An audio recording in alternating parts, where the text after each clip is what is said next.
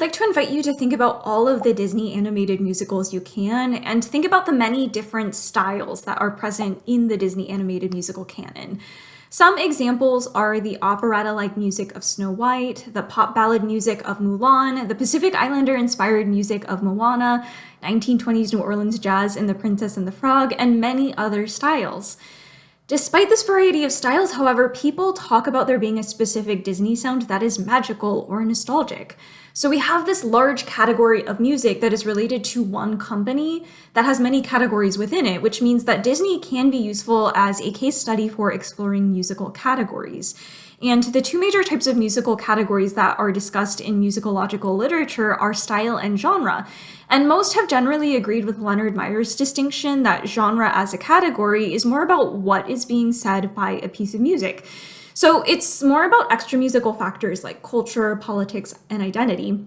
And style is more about how that message is being said.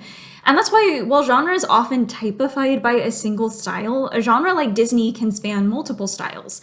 And styles can also be part of multiple genres. So there's still a lot to unpack about that relationship between style and genre. And because Disney does have those many styles, but still has a clear genre sound, it's a good case study for exploring that relationship between these two types of musical categories.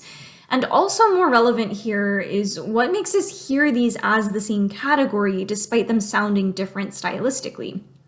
But to confirm in a more robust way that people do treat Disney as a category that is perceivable, last year I ran a study that presented participants with song excerpts from Disney and other similar musicals and asked whether they thought it was Disney or not.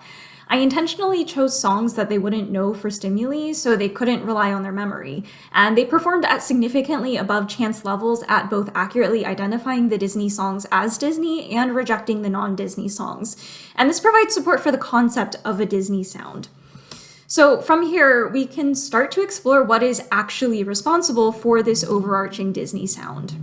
Previous discussion on what musical features are responsible for this sound have claimed that there is some mystical Disney chord, but no one agrees on what that chord is. People have claimed it's a Neapolitan or a 5 of 6 or even a specific key change. Unsurprisingly, there's been much more theorizing about harmony than any other feature, so I won't dig into those right now. But some issues with these claims of single features being responsible for the Disney sound is that first, some of these features are exceptionally common in genres other than Disney, like secondary dominance or a Neapolitan. And second, not every Disney song exhibits these features. If it's a specific type of modulation, only half of Disney songs actually modulate. So a singular feature doesn't really make sense for defining the Disney sound, which means that this is probably more of a family resemblance situation where Disney music as a category is a set of overlapping features. And these overlapping features are what makes members within a category group sound similar. So it makes sense to look at categories from a cognitive similarity perspective. Theories on cognitive similarity take a number of approaches illustrated here. For the sake of time, I won't get into them, but I'm happy to chat later about any of these at length. What I will note here is that while they are robust approaches to cognitive similarity and thus the foundation for categorization, they don't quite get at my specific research question, which is which features specifically are we paying attention to when we sort music? In other words, which features are the bare necessities of the Disney sound? Amos Tversky and subsequently others noted that while we have a database of information stored in our brains for every object in the world, we don't tend to use the whole database to sort objects into categories. We instead focus on the most relevant or salient information, so we only bring up the most contextually relevant parts of those internal databases. He calls these diagnostic features, and they're part of a contextual or ad hoc approach to similarity and categorization, and these are related to the feature-based and structural alignment approaches. They're just asking a slightly different research question. When we define musical categories like genre, we by necessity define them in comparison to other similar but still different genres, so that's contextually speaking. And we're also looking at genres that are structurally the same but have different values for each feature represented. So it's still kind of structural alignment, but we're looking more at attention and context to determine these diagnostic features.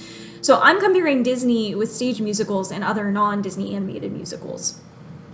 To determine diagnosticity in a quantitative study setting, we can use a choice-based experiment that looks something like this. And what we're doing is looking at whether one of two features is more diagnostic in a variety of circumstances than the other. So for this first diagnosticity experiment in Disney, I chose to look at song type versus origin as the two features. So really it was asking the question of whether a song type was a stronger diagnostic feature than whether a song was Disney or not.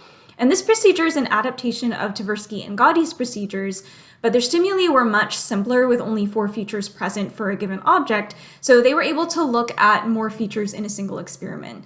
Since music has way more features than that, this version of their experiment only focuses on 2 of those features to tease out the same types of results, but that's also ecologically valid. So participants would be shown stimuli like this, but with actual clips and no text, and their instructions are to pick the song at the bottom that is most similar to the song at the top using any criteria they wanted. So in this example, I have a Disney I Want song at the top, which is Go the Distance from Hercules, and I've paired it with another I Want song that is not Disney, so I know it's Today from Shrek the Musical. So if they pick that one, it means that they're sorting by song type. I also want to see if they'll sort by origin, but not song type. So I introduce another song type pair, this time love songs. So there's one Disney and one non-Disney for that. The Disney one is Can You Feel the Love Tonight? So if they choose that one, that means they're sorting by origin. They could also choose the non-Disney love song, which is Let Me Be Your Wings from Thumbelina, which would mean that there's some other feature in the music that's more diagnostic, and I can look for patterns in those stimuli. So that was the main task. And my primary hypothesis was that participants will sort by song type at significantly above chance levels.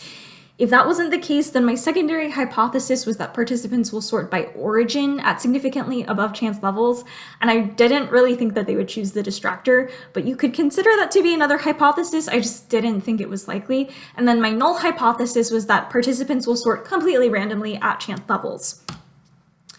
I recruited 163 participants through social media, and thank you to all of you who took the survey and passed it along. Before I had them go into the main task, I had them complete a Gold MSI general survey and a genre familiarity survey that I made based off of the Gold MSI. That just had rankings like the Gold MSI about how much they listened to Disney, non-Disney animated musicals, or Broadway. And as you can see, I got a lot of experts in both general musical sophistication, but also with genre familiarity, but for both I still had a good range. Later on, I will add this information to a larger regression model to see how this actually impacted people's choices. For the stimuli, I created a song bank of 72 songs. Half were Disney and half were non-Disney, and I looked at 4 song types: exposition, I Want, love, and villain songs. To avoid confounds with technology and production quality, I further divided each song type and origin into the 3 eras of Disney: the classical era running from the beginning of Disney, or 1900, to 1987, the Renaissance from 1988 to 2007, and then the contemporary era from 2008 to now. And each trial represented only one of those eras. I know that technology evolves very quickly, so I could have divided more, but that would have required a much larger participant pool to cover all of those songs. And I did have a larger bank that started with hundreds of songs, and then I narrowed them down to 3 per song type, per origin, per era. But the way I did that was to maximize variety across a couple of other features, which were groove and vocal timbre. So groove is notoriously slippery to pin down, and I could spend an entire career doing that. Some people are, but for my purposes, I just simplified it and operationalized it to look at tempo, which I z-scored for comparison, the presence of backbeat or syncopation, and mode, major or minor. And should I want to add further nuance to this, I can easily go back and add more features or recode and reanalyze the data later. Vocal timbre similarly has a lot of different parts in it, so I operationalized it here as a combination of the vocalist's presented gender based on their character, ensemble, whether it was like a solo singer or a chorus, vocal production, head, chest, or mixed voice, and brightness, so nasally or bright, dark, or somewhere in the middle. And then I narrowed down the stimuli from the gigantic song bank to the 3 song representatives by trying to get a diverse set of all of these features. For some of them, like Mode, it wasn't possible because every love song, for example, was in a major key. But otherwise, I got a good mixture of tempi, grooves, and vocal timbres for these songs. And the trials were all randomly generated with all of the constraints I mentioned. Before running any meaningful stats, I just took a quick count of how many sorted by song type compared to origin or distractor. More than 50% of the trials were song type matches, and the null hypothesis would have been 33% per choice type, so it was pretty clear that song type had already won, but I still ran the stats. And the distractor was unsurprisingly the smallest number, so I ran a multinomial logistic regression with the distractor as the baseline. The odds ratios for song type and origin were both more than 1, but song type was twice as strong of an effect as origin with an odds ratio of 2.15. And it was very significant with a p-value of less than 0.0001. Origin was also significant, but it just didn't have as much of an effect as song type. The 2.15 odds ratio indicates a medium effect size, but for those of you who like Cohen's W, that also came out to be 0.34, which is again a medium effect size. So all in all, song type wins here. And since song type has more to do with what's narratively happening and that's like an extra musical thing, we might consider this a genre category rather than a stylistic one.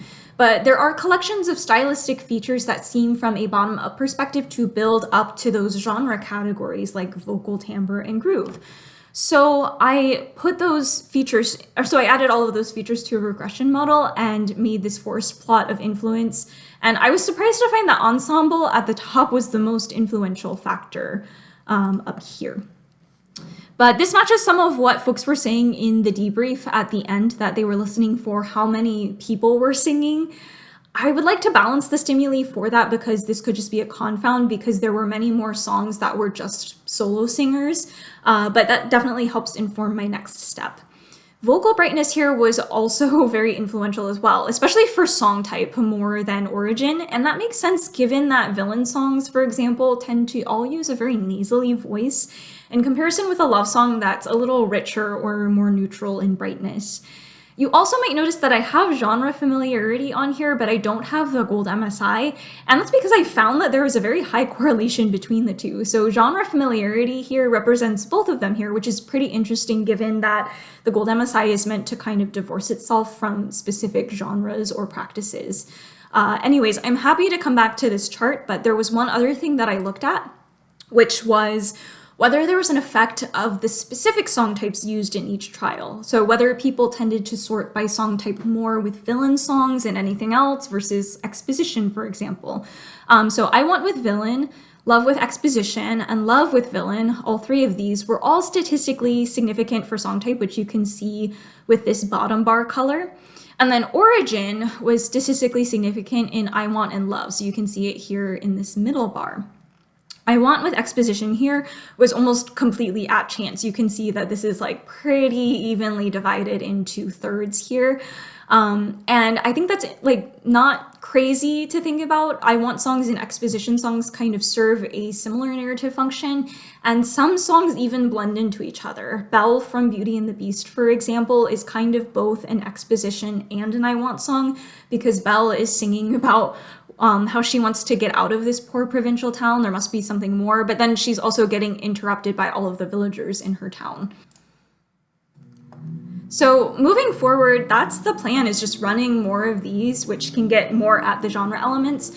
I also plan on running some comparative corpus analyses between Disney and stage musicals and non-Disney animated musicals, which will tell us a lot about style. And then from those two approaches combined, I'd like to build out a predictive model for which circumstances lead to a song being categorized as Disney, as well as better understand that relationship between genre and style in the world of cognitive categorization. So that's all I have for this presentation. I'm happy to answer any of your questions in the comment section or by email. There's also a blog post version of this talk as well as the DOI where you can get a copy of the slides on my OSF. Links are below. And I'll be doing many more experiments and analyses in the future, so make sure you like and subscribe so that you don't miss any of those. Thank you.